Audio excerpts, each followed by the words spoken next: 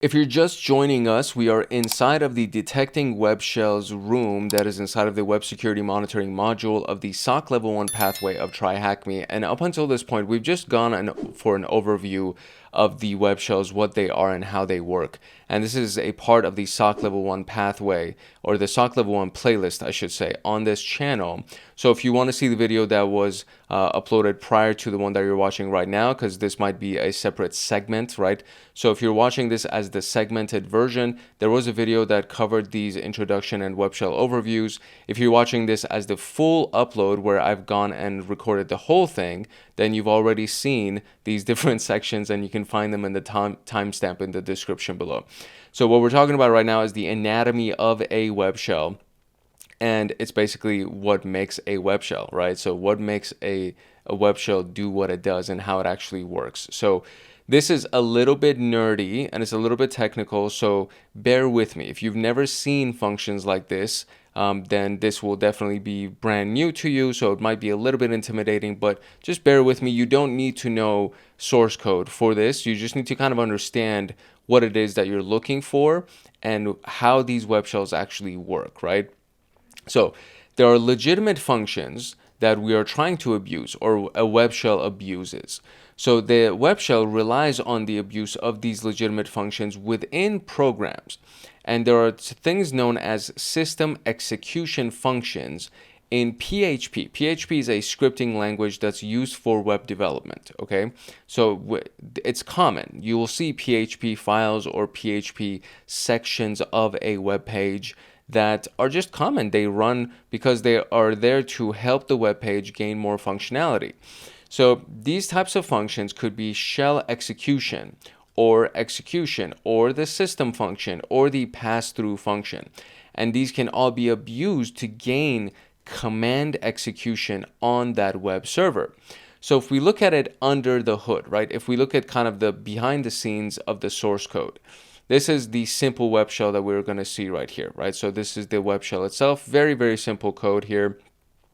So what it does is it checks if the command parameter is present in the URL. In this particular case, anything after the question mark in any kind of a web URL, anything after that question mark is considered a parameter. So in this particular case, it's looking for the CMD parameter.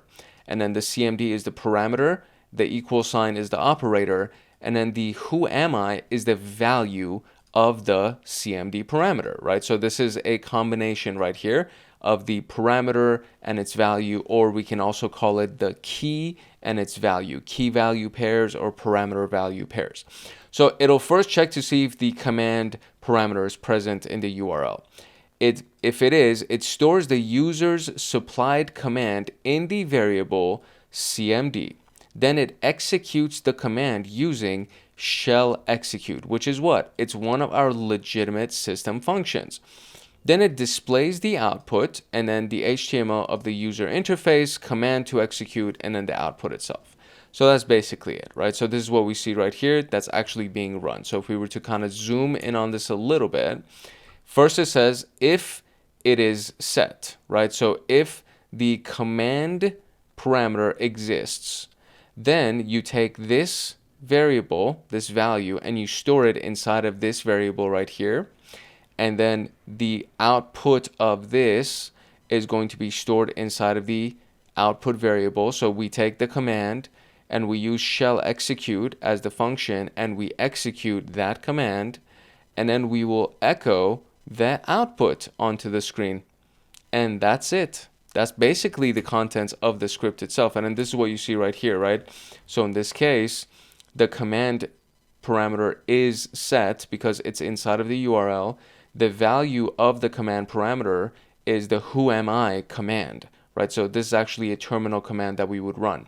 So the value of this parameter is the who am I command. So when we go over here and we look at it, the value of that parameter is who am I. And so we're going to now feed who am I into the shell execute function, and it's going to execute the who am I command for us, and then the output will be displayed in HTML onto the screen, which is www-data. That's the user that we are actually listed as. So very, very I'm not going to say very, very simple, but simple enough. Hopefully you kind of get to see how relatively easy that works. So it varies in complexity and capabilities, the concept of a web shell. They can range from simple one-liners that execute commands via a URL to fully featured interfaces with graphical user interfaces, password protection, and built-in file managers. A web shell in action. It's been deployed on our target machine. I got to start this machine real quick. It's going to open up in full screen, or not full screen, but like side by side. So I got to kind of shrink this just so it kind of works for us here. So we have this web shell that's running. Once it loads, we're going to get the IP address and we're going to be able to access it on this specific location of that IP address. And we can run some commands. So utilizing the curl command is what's going to be done. So it can be accessed via the browser or by the command line utilizing curl, meaning I can do curl and then give it this full thing right here, and then it'll run the web shell for us. So don't forget to URL encode your commands if accessing it via the command line, for example, a webshell.php, etc. And then you need to have the command itself be URL encoded. CyberChef can help us do this. So for example, ls-la becomes the URL encoded version because the space right here doesn't exist. So we need to put the URL encoding, which is the %20, which then becomes the space. Anyways, that's more detail than you probably need to know, honestly. But there we go. So our machine just finished loading and now we actually have an IP address for it. So now we can go ahead and use it. And so what are we going to do? We're going to do the whoami command. We're going to list the directory contents and find the flag using the ls and cat commands. So let's go ahead and zoom out so we can actually kind of look at our split view here. And so there is the screen. It's going to load and we're going to do the, of course it failed to connect to the server. How annoying is that, right? It failed to connect to the server. I'm going to give it a couple of seconds and I'm going to reload it. All right, cool. So we got it to load. We even have our web shell icon on the screen here. So I think if I just click that, it'll automatically load that IP address for us, which is really handy. So let's see if that actually loads. And then we can also do the terminal version of it because it feels like the browser is going to take a sweet minute. Okay, so essentially what we're going to try to do is we're going to try to access this location, right, via the curl command. So if I go ahead and do this, if I just paste that command right there, let's see if what gives us. So this is what it looks like. So this is what it pulls for us: web shell, get method, etc. So this is technically what it is, and then the submit value of the run, so the input type. So this is actually what it should look like on the browser. I just don't know why it's not loading the browser. I did click it, so maybe it's taking its sweet time or something. But anyways, okay, so what we need to do is we need to essentially input the command to get the response that we need. So the first one, we don't really need to URL encode because it's just the whoami command. So this is what it will look like. So if I just press up on my keyboard, it'll actually load the whole thing for me here. And then I'll do $cmd equals whoami. Press enter, and there you go. It ran it for us, and we are www.data. So it actually kind of, there you go. If I extend it like that, then we can actually see the full thing, and then we can see that we are www.data, right? So that's who we are. So we can just go ahead and type that in real quick. And I wanted to show you what it looks like on the web browser, but the web browser is taking its sweet time. So that's really annoying. It says list the directory contents and find the flag using ls and cat commands. So actually one of the common things that I always do when I'm in any system, I want to know who I am and I want to know where I am. So if I go and just press up on my command line and then do pwd for print working directory, it should say where we are. So we are technically inside of the var www html files folder. So we need to now list all of the contents of this folder. So we can then just go to our friendly CyberChef. So let me close a couple of tabs here. And so if we do, where's CyberChef? Right there. So I have CyberChef saved into this browser. This is the browser that I use for all of my tech activities and IT and cybersecurity and all that stuff. So everything that I've saved in my favorites tab is super useful for this context. So, okay. So we are looking for the ls -la command that we can see right here.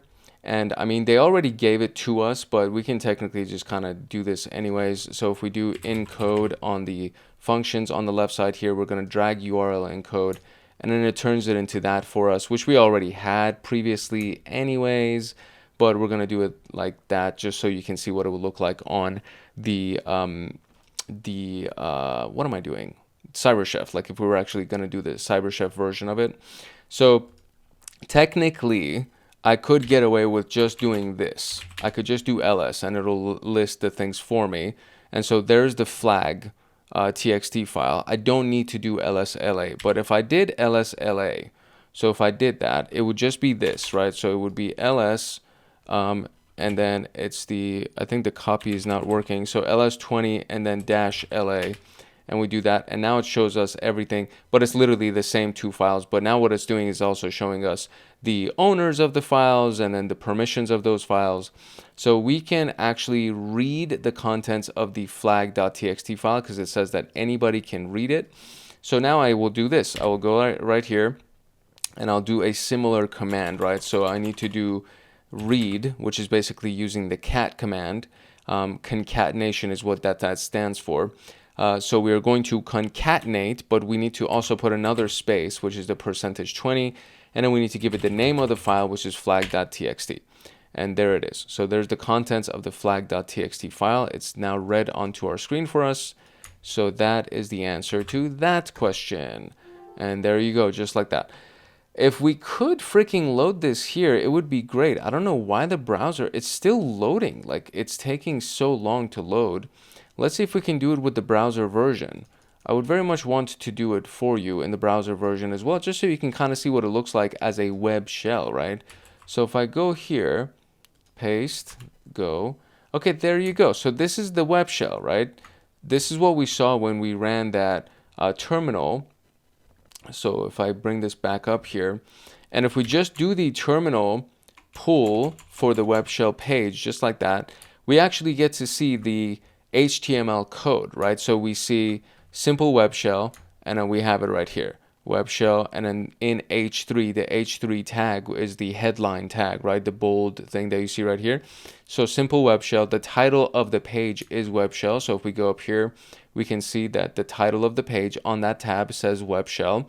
So all of these things, these are just the HTML behind the scenes, right? The under the hood, so to speak. So I can also verify this by just going here, right clicking, view page source, and then that's exactly what it looks like. Exactly what we saw in the terminal. Title is web shell, H3 simple web shell. The form method is a get method. So if we zoom out and go into the form, this is a form, right? This box is a form. And so this is a get request that's going to be done. And then what it's going to do is that whatever I type is going to be in text format.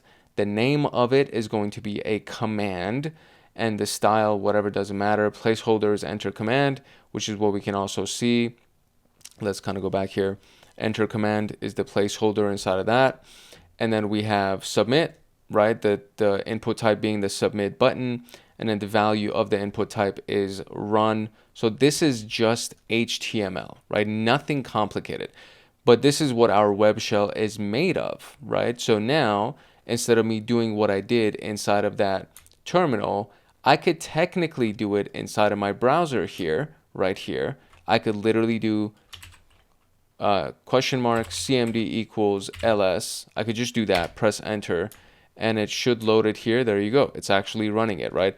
I can also just do this. I could do ls in here and then click run, and it'll do the same thing. It'll give me the same contents. And then you can see the command, the actual query that's being run in the web browser is the same thing that I ran. So if I now go do ls space la, right? I don't need to do URL encoding because it's going to do it for me. I'll run and it gives me the contents. But then if we go into this, you can see ls. Oh, interesting. It didn't even do URL encoding. It just did ls plus -la. So there you go. We only needed to do URL encoding in the terminal. But there you go. It ran the command for me, and then I can see that it's, it has the flag in here, so I can now just do cat flag.txt, and it'll run it, and it'll give me the contents of it. And then you can see that it's cat plus flag.txt. So obviously the browser version is simpler. It's easier to use, and it even has these things on here. Oh no, I think this is just for the browser. Oh, very interesting. So this is now the new version of Mozilla Firefox that now has an AI chatbot connection to it. Very cool. So this has nothing to do with the actual web shell that we're executing. This is just the web shell that we're executing. This piece right here, that's just the web shell. The side view on the sidebar has nothing to do with it. But that's basically it. We just got the same exact responses with the different versions of the web shell via the command line or the actual web shell itself on the browser. And we even tried to do it inside of this thing right here. So if I do cat space flag inside of the URL and press enter, it's not going to work. Oh no, it did. Okay, so never mind. So I guess inside of the URL of the browser, I could even put a space and it still worked. So let's test that theory and let's see if that actually works. So if I do ls space -la, yeah, it totally works. I don't even need a plus sign in here. You could literally just do ls space -la and it'll still work. So that's great. I mean, that's pretty amazing. We definitely can do a much easier interaction with our web shell via the web browser, but we also now know how to do it via the curl command inside of our terminal. So that's how we interacted with the anatomy of our web shell for this section. So let's go into log-based section, the log-based detection, I should say, sorry.